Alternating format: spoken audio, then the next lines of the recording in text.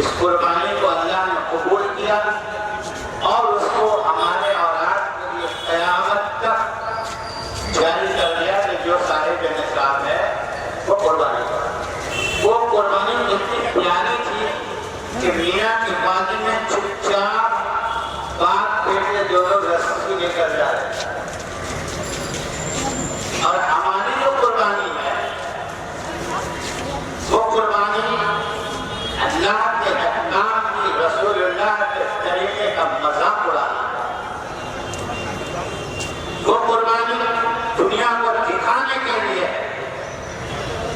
جو اسپتال میں جن کے اوپر پبلک کی جا رہی ہے، کبھی بھی پبلک ہوئی ہے 150 آنے رہے ہیں، جبکہ نظر میں کچھ ہے ہی نہیں، کوئی بلڈنگ نہیں، کوئی عمارت نہیں، کوئی مسجد نہیں، کوئی اسپتال نہیں۔ وہاں کے بچیاں، چھوٹی چھوٹی بچیاں ہاتھ جوڑ جوڑ کر چبا رہی ہیں۔ شرم آنی چاہیے رینٹ جانور کو گھمانے والوں، لاکھوں لاکھ کے جانور کو خرید کر نام نمود کے لیے قربانی کرنے والوں، تم نے کبھی ابراہیم کی قربانی کو غور نہیں کیا؟ اسماعیل کی قربانی کو غور نہیں کیا؟ ہاجرہ کی قربانی کو غور نہیں کیا؟ اور بیابان جنگل میں رہنے کو غور نہیں کیا؟ زمزم کے ڈھونڈنے کو غور نہیں کیا؟ اور اللہ نے جس کو قبول کیا وہ اللہ نے کہا ہے نہیں ینال اللہ لحومها ولا دماؤها ولكن يناله التقوى منكم۔ یہ خون، یہ تمہارے جانور کا خون ہم تک نہیں پہنچتا، تمہارے جانور کا گوشت ہم تک نہیں پہنچتا، تمہارے جانور کی کوئی چیز ہم تک نہ پہنچتی، لیکن اگر پہنچتی ہے تو تمہارے دل کا تقویٰ پہنچتا ہے کہ تم نے کس تقوی سے قربانی دی ہے۔ اللہ تعالیٰ ایک جگہ قرآن میں فرماتا ہے، چوتھا پارہ کی شروع کی آیت ہے، آپ نام لکھوا دیجیے اور اس کے بعد آپ کی قربانی کر لو۔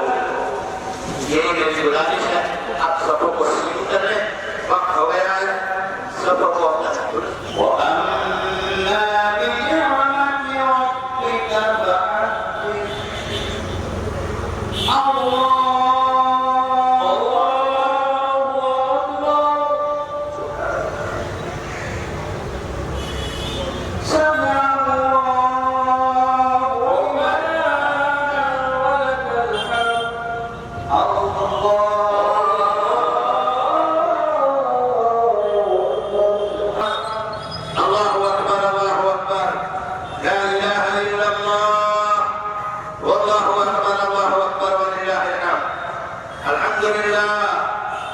الحمد لله نستعينه واستغفره ونعوذ بالله من شرور انفسنا ومن سيئات اعمالنا، من يهده الله فلا مضل له ومن